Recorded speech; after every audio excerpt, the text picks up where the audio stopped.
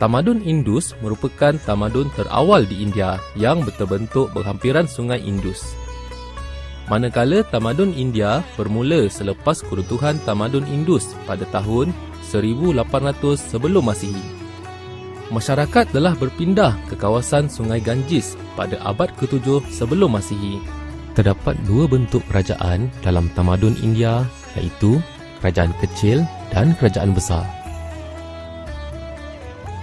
Chandragupta Maurya memerintah Magadha dan menyatukan kerajaan kecil menjadi Empayar Maurya.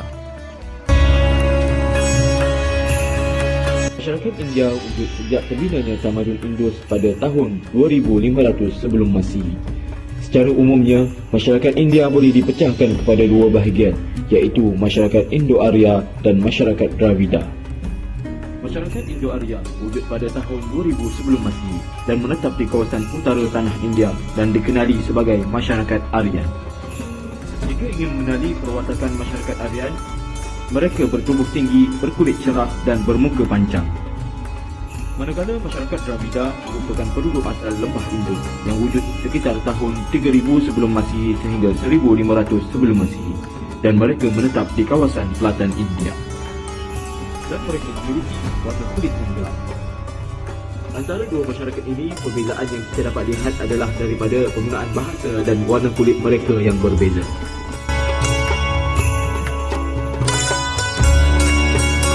Ciri-ciri yang terdapat dalam tamadun India juga amatlah penting sebagai rujukan dan sumber kepada para ilmuwan dan masyarakat pada era ini.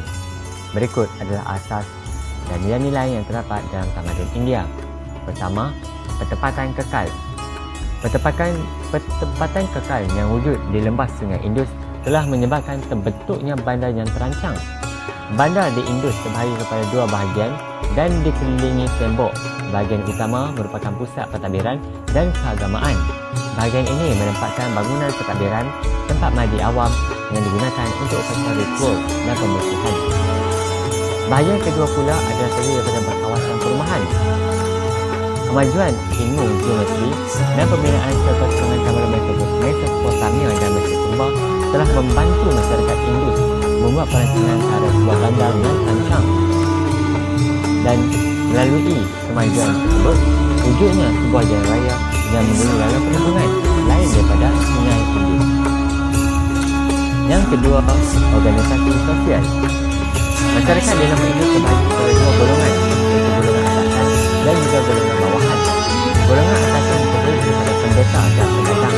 Golongan atasan utama ialah pendeta kerana mempunyai pengaruh yang besar dalam mengawal aktiviti masyarakat terutamanya dalam bidang keagamaan dan dianggap ketua agama oleh golongan bawahan.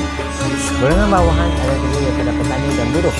Golongan petani menjalankan aktiviti pertanian dan menyalurkan bahagian hasil tersebut kepada pihak berkuasa. Seterusnya, pemfokusan pekerjaan.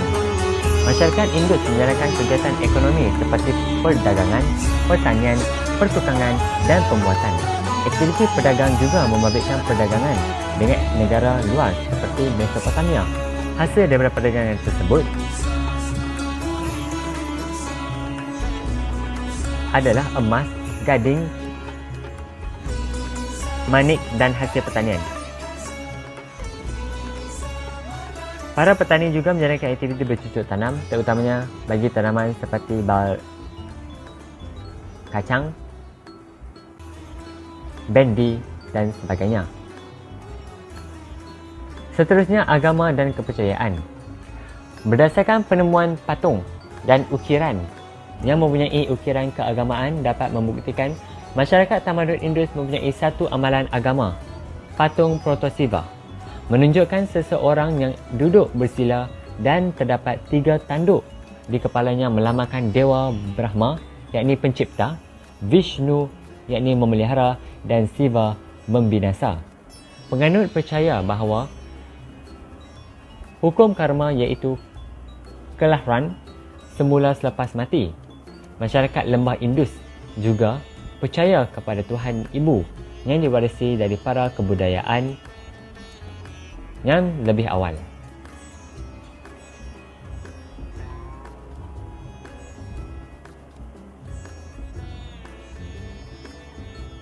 Dan yang terakhir, sistem tulisan. Tulisan dalam masyarakat Indus adalah berbentuk piktograf. Tulisan tersebut masih lagi menjadi misteri dan belum dapat ditafsirkan lagi sehingga hari ini.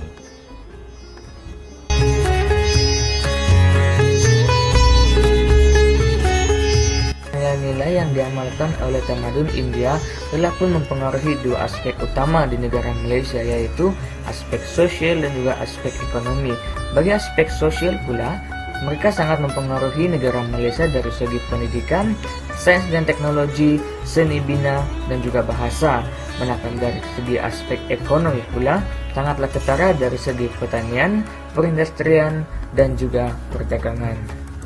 Oleh hal yang demikian, kita sebagai rakyat Malaysia haruslah bersyukur atas segala apa yang telah pun tamadun India sumbangkan kepada negara kita. Agaranya seperti dalam bidang sains dan teknologi, penggunaan buku-buku ataupun sumber-sumber dalam bidang perubatan daripada tamadun India amatlah membantu negara Malaysia untuk meningkatkan sektor perubatan yang ada dalam negara kita. Tidak lupa juga dari segi ekonomi juga, yang mana Malaysia mempunyai sistem perdagangan yang mantap dalam meningkatkan sektor ekonomi dalam negara ini.